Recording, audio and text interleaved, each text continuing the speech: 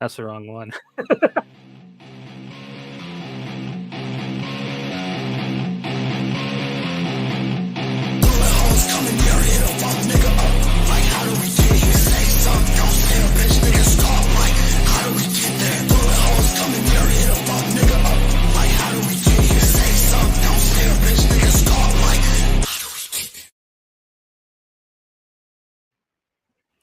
All right, party people in the place to be. This is a brand new episode of How'd We Get Here, and I'm pretty excited for this one. This is a book that I kind of just discovered on Kickstarter, and it really drew me in. Like I was just doom scrolling because I was checking a update from another book, and like I was just doom scrolling and wasn't really expecting to find something. I ran across something that looked like, that reminds me of Paul Pope, and I was very much intrigued. So I'm going to go ahead and let our guest introduce himself. How are you doing today, sir? Yeah, I'm doing very well. Thanks for the kind words on that one. Yeah, it's just, wasn't by down the Kickstarter stuff when you found it, but hopefully we'll get to the front page at some point, as I say. But yeah, my name's Calum. I'm the writer and artist and color in Fruits, which is my first creator and project comic. And yeah, it's a story about a group of people who have committed the perfect crime and they've escaped death, and now death's out to get them. And Fruit. So basically the main character with the cat mask, her name is Cherry, right? And then the blonde girl is Peaches. So what's the third character's name? Is she a fruit too? That's Square. Yeah, so she's the sort of brains behind it all. She's the one that stays back in the hideout and kind of gives a bit of intel and stuff on what's going on. So she's the one who made the claws that Cherry uses on to get Peaches back into the real world and the afterlife. That's a little thing on there. She's sort of the a lot of the tropes are quite similar. I really love the sort of Super Sentai and like Kamen Rider-esque sort of Saturday morning cartoons. So there's a lot of that sort of trope of having, the masked vigilantes and, the sort of the team assembling and they all sort of work together. There's a few more characters that come up further down the book, and they've all got their sort of iconic masks and stuff. So you got to keep an eye out for those guys later down the line. So the terracotta claws, that's you're using some Asian folklore a little bit here? Yeah, that's sort of like the terracotta soldiers, right? Sort of effigies on how you connect between the afterlife and the sort of the real world was sort of where the idea came from. But the book's got a sort of like lighthearted sort of feel. So it's sort of pulling from little bits or tidbits from left, right, and center, but it's not, nothing sort of super deep. It's just, trying to find fun little things that might, be interesting for people down the line. You can look more into it if you want to, but that was sort of the inspiration for that stuff. Yeah, I thought it was really cool when I was reading the preview and the whole terracotta claws, and she was able to affect the death stalker pretty much. Yeah, so really neat thing to throw in, like kind of if you know kind of thing. Yeah, exactly. Like, the idea was that people and effigies are used quite a lot in Egyptian culture as well in pharaohs and stuff for transporting things to the afterlife, and the idea that maybe these ceramics were some way of crossing that boundary was, maybe it's the medium that allows things to travel. So I quite like the idea of that. It's fun. I love when creators add stuff like that. So like you said, the book is Fruit. It is live on Kickstarter right now. It has 17 days. It's a little quite a bit over halfway done, but it needs support, man. So please get on this. This book is gorgeous. The book has just a kinetic energy to it.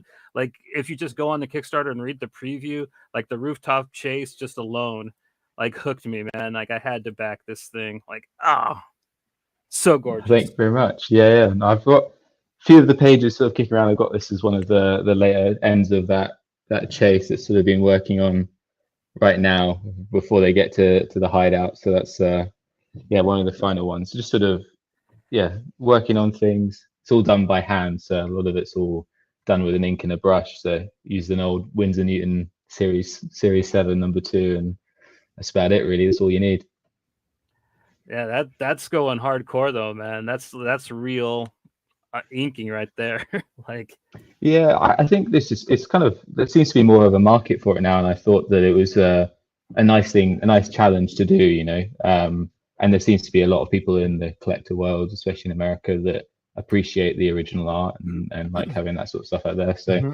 I thought I would try and do as much of it traditionally as possible, and hopefully further down the line, it's something I can offer to people who support me and my fans if they eventually arrive at some point.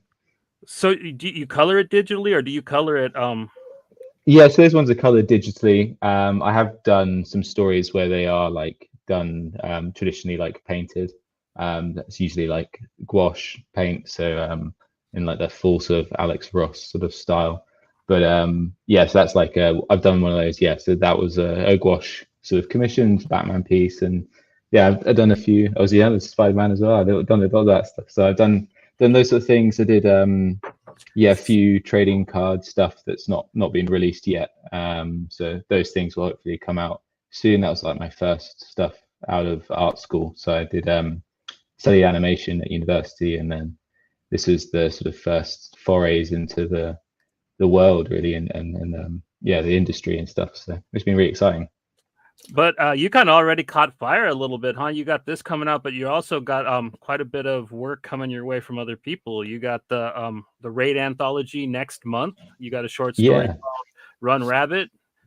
Yeah. So that Ramon Perez, who obviously a super great comic book artist, he managed to connect up with him from the through the Ink Pop guys. So Sean Crystal and Jim Mafu did like a live show. And yeah, just managed to speak to him through there, and yeah, we got talking about the story, and I pitched it to him, and it's just a short piece. I think it's about six to 10 sort of pages, and it's based around a quote that I actually got from. I can't remember exactly who the original quote was from, but my one of my old lecturers kept saying it, which was there's like an old film trope, which is like all you need for a film is a girl and a gun. And this was like from the 70s, and it means a very different thing in the sort of 70s noir films. But I kind of wanted to think of the idea of like, how does that quote fit into the modern zeitgeist, and how does that story change if we look at it from where we are now in the world, and who is the girl, and where's the gun, and what that sort of thing. So it's kind of like a who's done it crime sort of future sort of space sort of thing, but it's yeah, it's a fun little story and a nice sort of condensed piece. But it's yeah, all done. I got those guys here as well. Actually, that's one of they're like all painted on the Bristol board stuff. So that was that first page you saw. And yeah, I think that one is 24th of September. I think the Kickstarter goes live for that, and should be more information on Raid's socials. I think they've got at Raid Studios as well. So if anyone's interested in that piece, I think they can get behind that Kickstarter as well when it comes out next month. Yeah, I got the Raid Substack link in the chat as well as the Kickstarter link. So, and the Kickstarter link's in the description like always. So yeah, please back Fruit. I noticed, like you said, you do most of your art traditionally, which is awesome. Pen to paper. I mean, that's a more and more rare a feat for artists to do nowadays, with everyone switching to the digital medium.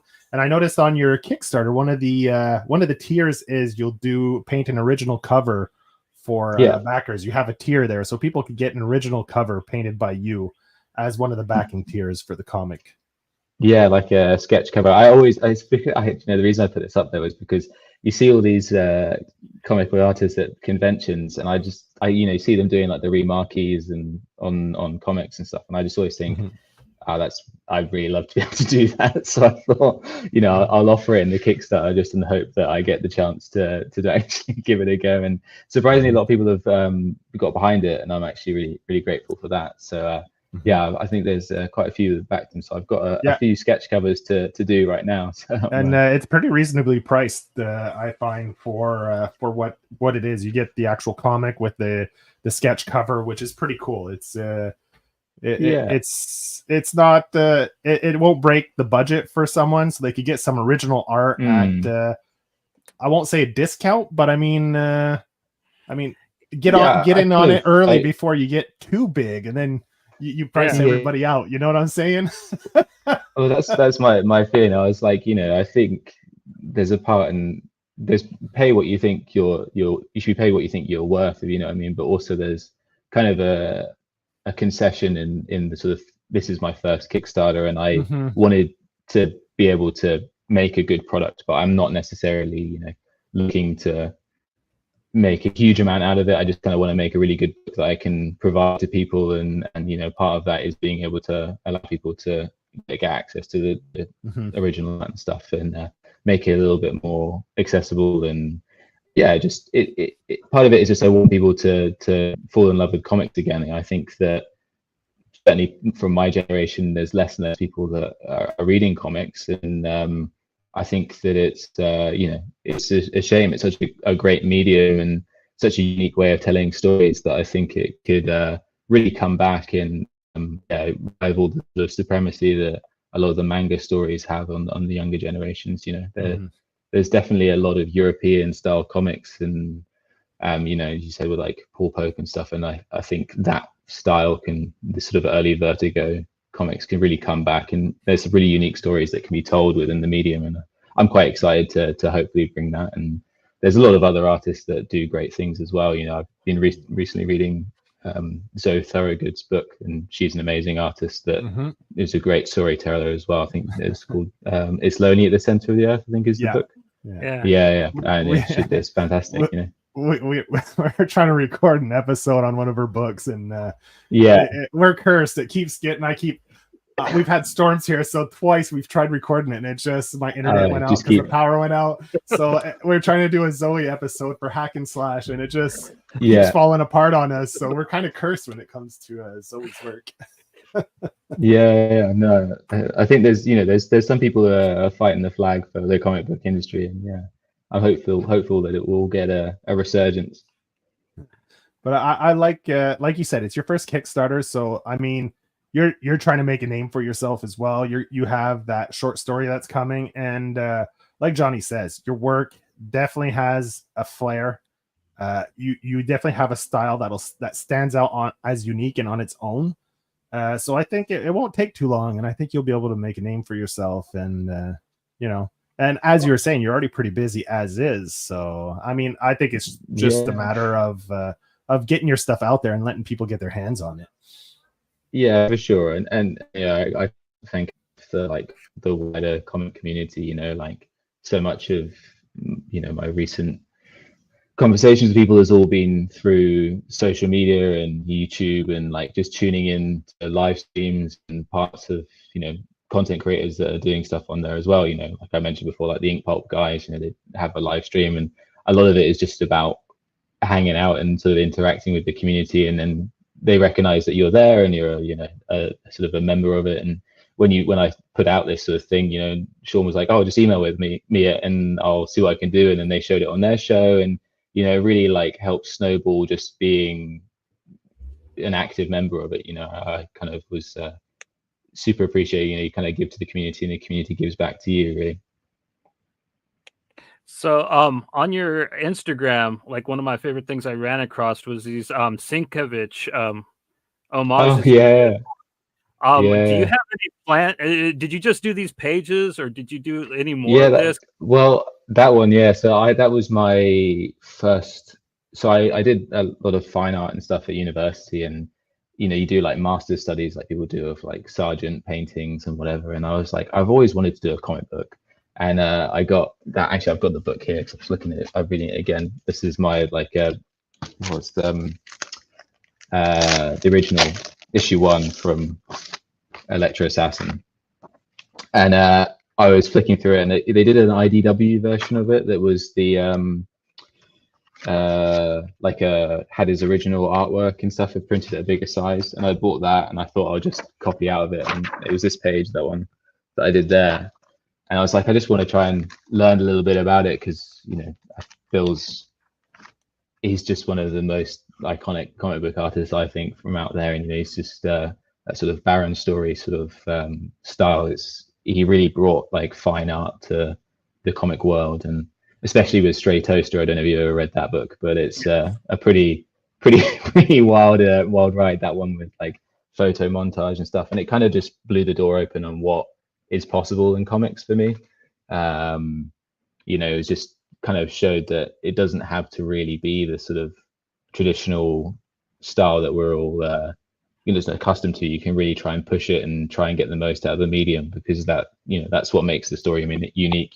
There's certain things you can do in comics that you can't do in film and you can't do in animation, and that's the reason why the medium exists, and it's kind of exploring what those are. And I think Bill's one of the guys that has done it the best in those sort of books. Like that page specifically, he's got the sort of fight of Elektra is not shown in the panels. It's just like shown through the wolves and the sort of panther or cat sort of attacking. It's very like implied, right, of what's going on, and there's no text whatsoever, right? So as a reader, you're just what's going on, but it's kind of a bit sort of, it's kind of what isn't there is more important than what is there, if you know what I mean. And so yeah, I did those as to try and learn as possible, and I think I did a quite good job. I think it's pretty close, but and watching the process videos on Instagram is pretty amazing. Like you did the type of detail and putting the tape on and peeling it off and then being able to paint Elektra after. Like I doing hand painting like that is just incredible to me. So like seeing you pull it off so seamlessly, you know what I mean? Like it does, like you did do the panels, but I love that you did it in your own style. You didn't try to do exactly what Bill did. The panels are there, but like you didn't try to just copy his style. And I really like that about trying to learn what you can from them, really, rather than it's almost like almost a bit of like a medium, and you just sort of you get to be Bill Sienkiewicz for a little bit, and then you kind of work out. You're like, oh, okay, now that makes some sense on how he did that. And I was like, how does he get the smoke? And I was like, maybe it's a coloring pencil. And I used it, and I was like, yeah, it's definitely a coloring pencil. And then you can kind of like build it up, and then the next time you need to do smoke on something, you're like, oh, you should use that coloring pencil that Bill used in 1986 or whatever it was. So you're muted, Joe. Sorry about that. I noticed in one of your Instagram posts, because like you said, you were using airbrushes and stuff, so you started using like the rubber masking, and you were like, yeah, removing rubber masking is not as satisfying as I thought it would be. Yeah, you kind of imagine this sort of like mozzarella string pull, and I thought it would be very like Instagram reel worthy, but unfortunately it kind of just all gums up and sort of peeled off. I kind of I've been like messing around with panel borders and doing them, like masking them off rather than like drawing them out with lines and stuff. I think it looks pretty fun. I mean, that's very Stray Toasters thing that I sort of pinched from there, but it kind of means that you can I like the sort of big painting, and then sort of masking it off with fluid was quite cool. But sometimes it doesn't give you I'm looking for that, viral Instagram reel, but it wasn't there. It didn't happen for me. Yeah, I just get that like one nice piece that just it's all in one. Yeah. I think actually from my deep research into it, I think a lot of the people they masking tape first and then seal the edge of that with the fluid rather than like coat the whole. I think that was one of the mistakes I made on that original piece I did for Electro. I just dumped a load of the stuff on and it ripped a load of the paper up. So pro tip, I think actually they cut out. Okay. Yeah. So you get to learn all these things as you go on, trial and error, basically. Yeah. So you said you studied. You're coming out of school because you studied animation. You said, right? Yeah. So I did a master's in animation. How much of that did you do like traditional, like the drawing, like frame to frame hand drawing? Was it mostly computer? Did you touch on a little bit of everything, or? Yeah, so it did do a little bit. Most of the stuff it was all on like digital stuff there, but I'm from Bristol, which has got a big stop motion sort of scene. Yeah. So like Aardman Studios is based here, so it did like Wallace and Gromit and all these like very famous stop motion shows. There's loads of different. So like the first chunk of that master's degree, which was only like 15 months. Was sort of trying out lots of different things. So he did like stop motion and like traditional more traditional stuff, but on digital tools, just because the paper flipping, you've got to have like such an eye for it and the technique and the pegboards. They do have that stuff there for people to do it if they want to. And there's one of my friends was recently, last year he was in the Annecy Film Festival for his piece. He did animation that was all done traditionally, like walking figures, and it kind of like amasses into a big scene, and it was really cool. And yeah, that sort of stuff, it still exists, but it's you've got to be a sucker for punishment to do that sort of thing nowadays. But yeah, no, a lot of that, I ended up actually doing a lot of 3D stuff in my animation stuff there, and it does translate so much. You know, it's all storytelling, and telling stories is just a different way of doing it. And I think, you know, the sort of squash and stretch and pushing of anatomy really like has sort of come through with Fruit. It's kind of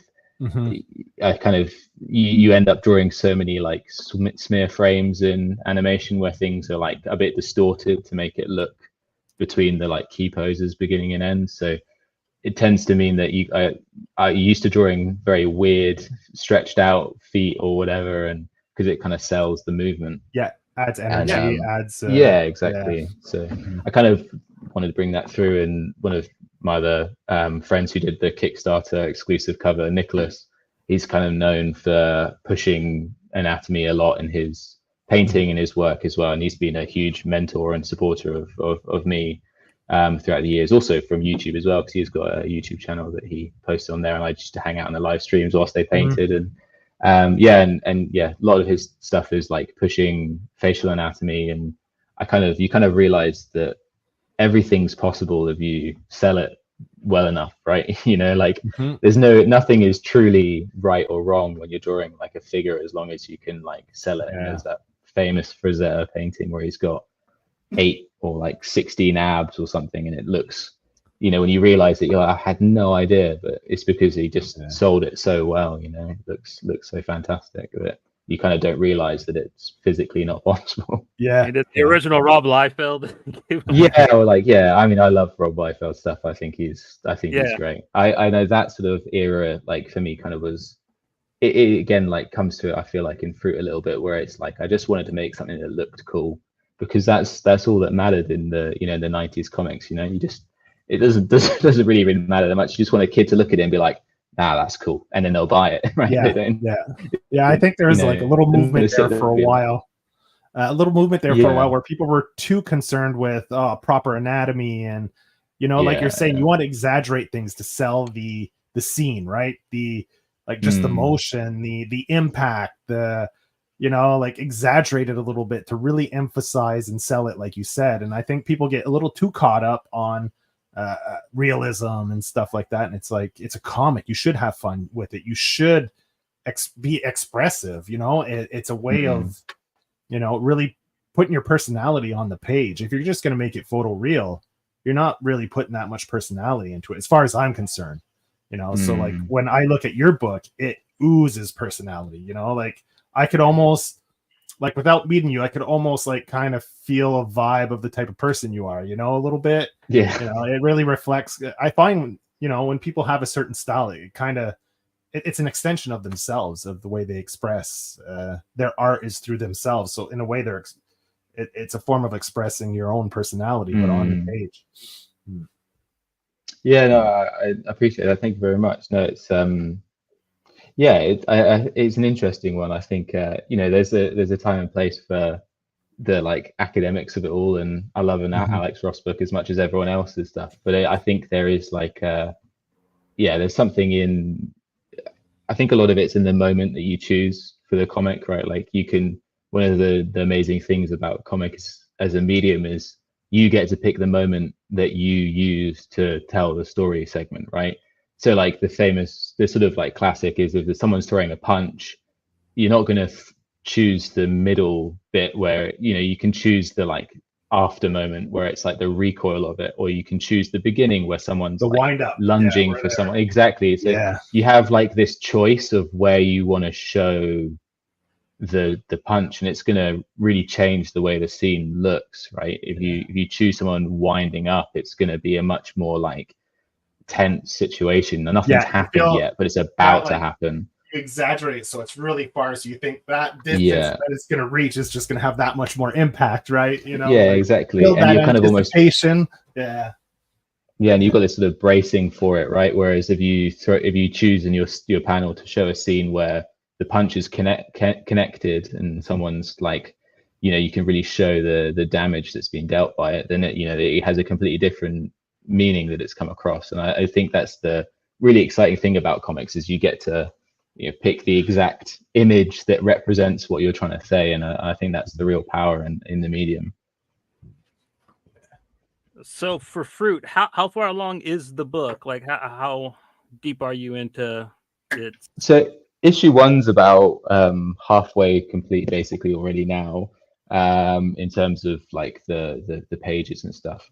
But basically, like once I get to this point, there's a bit of an editorial process to make sure that you kind of review it at that point. Once you've done a bit of work, you kind of want to make sure that you keep everything consistent and you're not sort of gone too far off, and like lost in the leaves a little bit. So kind of like at this review stage, and then usually like I try and push out maybe 3 or 4 pages a week at the moment to like finished pages a week to get the book done. So it's pretty much done by the end of the month, and then I get to work out the logistics of shipping to America and shipping all around the world, which is going to be a very exciting thing to challenge to take on. But So yeah, Fruit, how long have you been developing this? Has this been something you've been kicking around for a while, or yeah, so Run Rabbit was actually the first one I wrote, and I started reading it maybe about a year ago now. And Run Rabbit, the short story that I was doing for Raid Anthology, was originally meant to be a lot longer, and kind of what Fruit eventually became. But where I got with it was that it was just a bit too deep and meaningful, I would say. Like it was for a first comic, I felt like it was just the storyline was a bit too it was a lot more darker themes and stuff like that, and a bit heavier, and I just thought I just want to make something that's fun to get out there, something that I want to sit down and enjoy and draw. And it was kind of a bizarre, I heard him say, like a 3-week period where it all just sort of everything aligned, and Fruits was born in a very short space of time. And my sort of goal was like, I'll just get those 6 pages together, and then I started pitching to different publishers, and then basically as none of them ended up getting back to you, I just was like, well, I'm just going to do it myself, and it's kind of that sort of thing I wanted to show, that with or without the publication, the comic book's going to happen because I want to make it happen. It's my work and what I want to put out there. So yeah, that's the sort of where I got to the Kickstarter, and I gave them all a month, and then then I was like, all right, and I'm gonna do it myself. And then I worked out how to do all the Kickstarters, made the video, and then yeah, put it all up there, and it's done pretty well. So I posted it on Reddit and different places like that to try and like do it all off my own back. So yeah, I'm happy where we've got to now. Yeah. I think that may come later, the publishers, like you say. Yeah, exactly. Like you haven't really quite, it's your first book, so you're building your reputation. Most of it is you send it there either in case, but you're not expecting anything. I can imagine Image has a massive email full of hundreds of different submissions. It's probably not even open, to be honest with you. You never know. I wouldn't like to go through it. It will be huge. But I think once you get this issue done and out there, people will get their hands on it and see it, and then it'll be like, then the lights are gonna go on, and it's being tried and tested. Yeah, they'll be like, okay, we got to keep an eye on this guy, to see what's coming. Yeah, fingers crossed.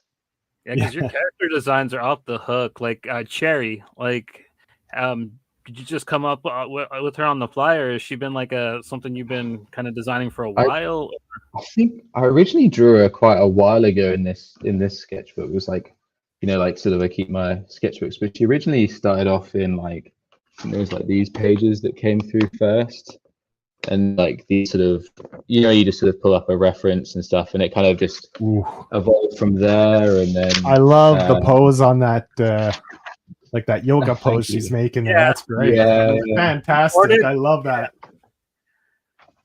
And then I sort of just like ended up in the sketchbook a few times, and then it's one of those things we just keep drawing them and stuff. And I've got a big interest in like fashion illustrations as well. Like quite like follow a lot of fashion designers and stuff. So I think that like, yeah, clothing choices and just how characters design can really like sell their personality. And I kind of was reading a lot of Deadline stuff, magazine. I don't know if you guys got it as much over there, but it's like Tank Girl was originally released, the Jamie Hewlett stuff, and like that he uses fashion a hell of a lot in there to sell sort of, just how that sort of oozing of coolness. I think that yeah, there you go. Yeah, I've got that's the Black and white. the collection, isn't it? Oh, I have the collection, and I had to double dip, and I got the original black and white reprint because I love black and white comics. So I was like, I have to get it in black and white. Yeah, I've recently got the last appearance of Tank Girl in Deadline magazine, and I was very disappointed there's not actually a Tank Girl story in it, just the front cover with her on it and nothing else in there. But yeah, I sort of was reading a lot of that stuff, and just kind of, yeah, I don't know, it kind of just like comes quite a lot from the animation side as well, where like shape is really important and clothing adds a lot to shape. And I think you can tell a lot of characters' personalities from their stances and their shapes as well. Like, like a lot of the time she's got like a big puffer, and she's kind of keeps her hands in her pockets, like front of there, and it's like sort of like closed off, not quite opened up to the camera, like to the reader as much as the other characters, So trying to lean a lot on that sort of stuff. And that's pretty much it really. Just kind of a weird one where it just evolved from drawing in my sketchbook, and then that was the original like sketch cover of Cherry that went in there. And just gets that's the one that ended up on the Kickstarter thing. And it's kind of just like do those like daily doodles, and I was like, oh, maybe there's something to it, and just carried on really. Very cool. So I got a question about what might be a spoiler in the book, but in the Kickstarter you say Cherry might not be what they think she is. The book's called Fruit, and you have the snake imagery all over the covers. So is there kind of a divine evil kind of thing at play in the world of Fruit? Yeah, I think the fruit sort of thing came from like it was like a little, I don't know why, I was having a conversation with my partner and about it, and I was just talking about how in every like mythology around gods and divinity and demons and stuff, there's just some obsession with fruit all the time. Like in Greeks it was always like grapes and like being fed grapes and whatever it is, and then like there's the Shimigami stuff from Death Note where it's like gods of death love apples and all this sort of stuff. And I was like, what is the obsession with fruit? And so that's kind of the little teaser, is that like fruits, the sort of like, it has this sort of like interest in the sort of divine and stuff. And it's kind of why fruit is involved in it, and the characters are obviously named after fruits, so there's some involvement there for certainly.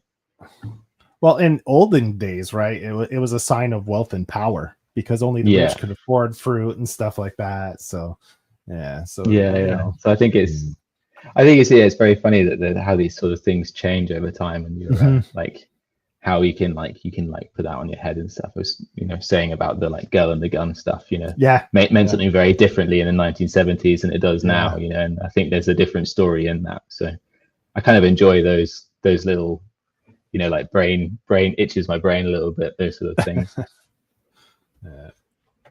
So like every panel I've seen penciled or colored in the preview, this book is just always in motion. Like is there ever going to be like a part where they sit down and talk? Like, just wondering. Yeah, that's coming up. So yeah, there's there's going to be a lot more sort of exhibition and stuff for that sort of thing. I think it was I've spoken a lot to some other comic book artists about how you like paste someone into a comic, and I think my example is I don't want to get myself in trouble here, but there's like Batman. Is it Batman Year One, or is it? No, it's not Batman Year One. It's the other one, The Dark Knight Returns, the Frank Miller one. And you like open the first page, and it's like 16 panels of like a newsreader going, "It's super hot in New York City," and it's like panel. And I started reading. I read my comics, before I go to bed, so I don't really want to sit there and trawl through a load of information and exposition. And so the idea of that sort of first 6 pages is it kind of like even goes, page 1 is 1 panel, page 2 is 2 panels, page 3 is 3 panels, right? And it's kind of pacing someone into the comic before you hit them with 16 pages of exposition about, what's going on today, stuff. Make sure that one enfranchised enough at that point where they're committed to reading it before you kind of, you avoid the like, oh, I don't want to read this right now sort of thing. You kind of want to get them in too far to the story before they backtrack and go, oh, maybe it's too much reading right now. So that was my like idea on the sort of the pacing of it, and try and immerse people in by like giving them that sort of ramping for the story, really. Yeah. Well, like a lot of like action movies, that opening scene is usually like a big, like kind of high paced, and then they kind of slow it down and then kind of explain, or they open it and then it's like, okay, how do we get here? Then then we work backwards to how you got to this big opening action scene, right? And I don't think it's a bad way to sell your comic, like as a high paced action, like Johnny's saying, like, is there going to be slow moments? Like, I love a high paced action comic. So if you have a lot of action like that, I think it's wonderful. I mean, there'll be a lot of pushing of anatomy and lots of swinging off buildings and stuff for sure. Well, I mean, I loved your motion, like you said. Like you want to draw people in. You want people to think like, "Hey, that looks cool," and like that's what happened to me, man. Like I said, I was just scrolling, wasn't really expecting to back anything, and I saw Cherry run, and I was just like, oh shit. And then I saw your prices too. Like this is a pretty reasonably priced Kickstarter. The shipping, if you're in the US like me, it might get a little pricey, but I got a feeling that this is going to be worth it. Like just look at shit. Calum's going to be a name. Like. No, thanks, man. Look at that. No, I'm looking into ways of trying to mitigate that with the US market as well. So, fingers crossed if it might have some more information on how I can kind of reduce that shipping price, because that is one of the difficult things about these Kickstarters is if you're based outside the US, like shipping at the moment is really, really high, and it can like de-incentivize people, I think, at the moment. So I'm looking at ways that I can hopefully get sort of like an internal maybe get books made in America and stuff, and so that they're not quite as expensive to get people who are backing from the US. Well, on Kickstarter, books are pretty expensive even if you buy them from the US. The cool thing about yours is the book is reasonably priced. The shipping's a bit up, but like you're pretty much paying the same that you would for like most other Kickstarters. I mean, most floppies even from America I are $25, and that's pretty much what it's going to cost me too. So just to say, trying to just make it available. Johnny was touching on where you're at, and you said you're about halfway through the book. I'm pretty confident. Like, I'd almost put $100 down that you'll fund. I don't think that's an issue, because your last 48 hours, you usually get a pretty big push. Usually books get that nice little push, that bump in the last 48 hours. You're at about 60% right now. You've got a little over 2 weeks left. So like Johnny said, he dropped the link in case people just hopped in before the beginning. Johnny dropped the link for the Kickstarter in the description and in the chats. So you can go click that link, go back the book. And I was wondering, quite certain, like I not guarantee, but I'm almost 100% sure this will get back. So how many issues do you think do you have it plotted out how many issues you're going to have, or are you just going to play it by ear and just No, it's written for at the moment for four. For four? But so I've got the whole book's written up to issue 4, and issue 4 is like the finale where it all sort of finishes. But there's enough writing around the outside of it that it could go for longer if things got popular. But for me, it was more about I'd rather deliver 4 issues that really made a statement about the work that I want to put forward than put out 6 issues and the story gets pretty mediocre by issue 4 and then picks up at the end. So my idea was short and sweet, and something that was achievable and attainable, and I could do the best job that I could do on my own. So it's planned out for 4 issues at the moment, and I think that's quite a nice number. Like it gives. It's not like a huge people can read 4 issues of a comic in an evening if they really wanted to. So it's an idea to sort of keep it a bit more condensed and deliver quality rather than like a huge sprawling novel. I see some of the things on Kickstarter and they're like 120 pages worth, and they're usually like, I'm like, whoa, it's a long book to have to write.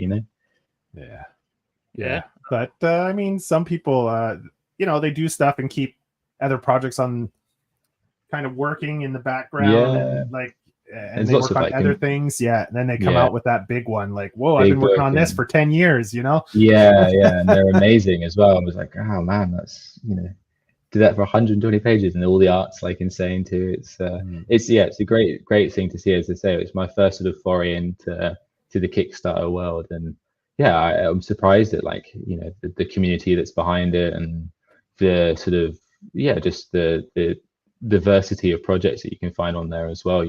There's all sorts of things from like G.I. Joe, massive mega bundle comics, all the way to like indie creators doing their first one. There's lots going on, and it's great to be part of it, really. And I mean, especially with something new and fresh looking, like it should catch fire, man. Like I don't know what the hell's wrong with people right now, but I back this book. I'm pretty pleased where we're at the moment, but it would be nice to get to that goal. That would be that would really make my day. Man. So aside from Run Rabbit and Fruit, you got anything else in the works? You said you've been having a lot of meetings, so can you talk about any of that? Nothing that I can talk to at the moment. Most of the stuff is around like the books I've been working on, but no, I've done a few bits for trading card companies, for like some of the like collectible trading cards and stuff. So hopefully that will come out. I never know with those sort of things, but maybe end of the year as well. It's there's lots of things in the works. It's just lots of NDAs that hold things down, and you can't really talk about stuff straight away. But there's some cool things that they're definitely coming through, and the nice thing about Fruit is because I wrote it and I made it, I can talk the most about it. There's no one it's all mine. If I want to spill the beans on it, I can.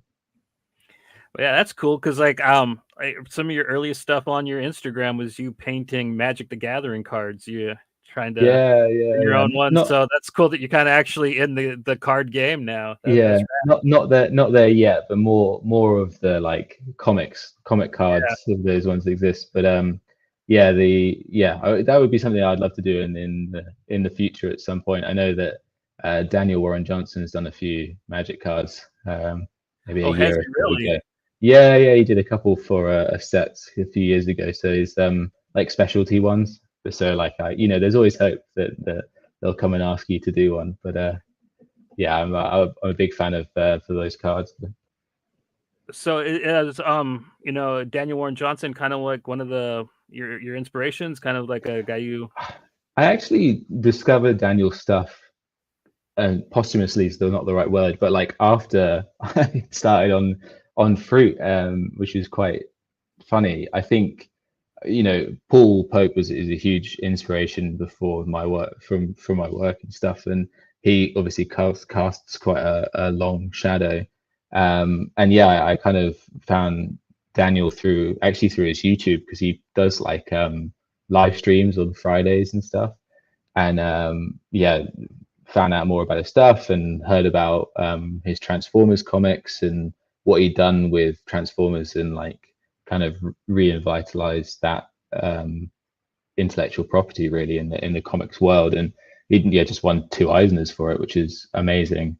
And I kind of would say now he's an influence, if you know what I mean. But actually at the start, I wasn't actually as familiar. I was kind of a bit, like stuck in my early 2000s comic age and only kind of discovered Daniel's stuff more recently. But I've actually pre-ordered his new book that The Moon is Following Us, I think is his new one coming out. So I'm excited to read that one. I think he's a really good storyteller, and he's a really nice guy from what you get on from his YouTube channel and stuff. He's very friendly, and people are very open to people giving him their like his indie comics and stuff. He loves it. He loves comics, right? Basically. He loves to kick your soul right in the ass, man. His books make me cry more often than not. He is an emotional terrorist, man. he did a Wonder Woman story as well, and that was and that was really, that's another one that's on my list. You get a long list of stuff that you need to get through and read, and that one's definitely on there as well. But I heard he did some pretty mean stuff in the Transformers book, so you had to sneak past Hasbro to get through.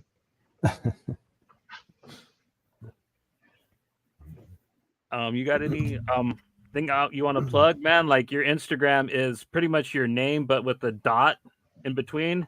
Yeah, it's just Calum.Gillespie. It's Calum with 1 L, which is the Scottish way of saying it. So that's spelling it. Sorry. And most stuff's on there.